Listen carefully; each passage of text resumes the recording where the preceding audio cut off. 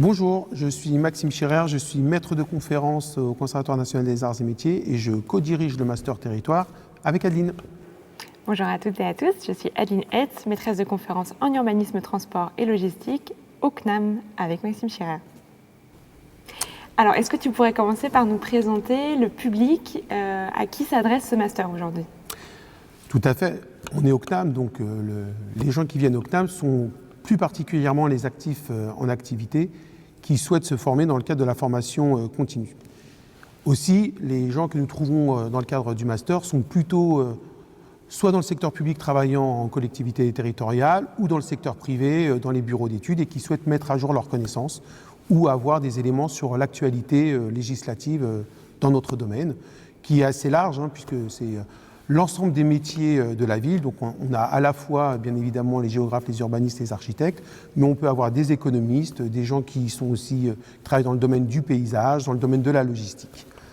Nous avons donc un M2, un M1 et un M2. Le M1 est le tronc commun en fait du master, donc il s'adresse à tout le monde, alors que le M2 est proposé avec 3 parcours. Un parcours territoire, un parcours sur la mobilité et un parcours sur le tourisme qui feront d'ailleurs l'objet de vidéos complémentaires.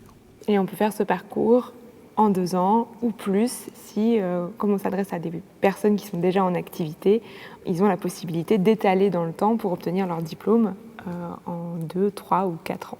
C'est sûr, puisque nos cours sont le soir, à partir de 18h15 jusqu'à 21h15, ce qui laisse la possibilité de pouvoir travailler la journée et de venir le soir se former. Ce qui fait qu'on trouve quelquefois des étudiants qui ne pouvant pas aller dans le cadre de la formation initiale, viennent au CNAM pour pouvoir avoir un job étudiant en journée. Et en plus de proposer ces cours le soir, on les propose en hybride, c'est-à-dire à la fois en présentiel et en distanciel, de telle sorte que tout le monde puisse s'adapter et pas forcément se déplacer dans le centre de Paris pour assister à chaque cours. Exactement, c'est les nouvelles modalités que nous proposons à partir de cette rentrée et qui feront qu'on pourra suivre le master depuis toute la France, chose qui n'était pas possible. Est-ce que tu peux éventuellement nous dire quels sont les débouchés à la suite de l'obtention de ce master? Avec ce master, il est possible d'aller travailler directement dans les collectivités territoriales à des postes de chargé d'études, chargé de mission, chargé de projet. C'est aussi bien sûr possible d'aller travailler dans des cabinets de conseil ou des cabinets d'études, des bureaux d'études, donc dans toute la partie privée de ces métiers de la ville. Et puis c'est aussi possible d'aller travailler, de passer ensuite les concours pour devenir par exemple ingénieur territorial, puisque nos formations donnent les bases pour passer ces différents concours.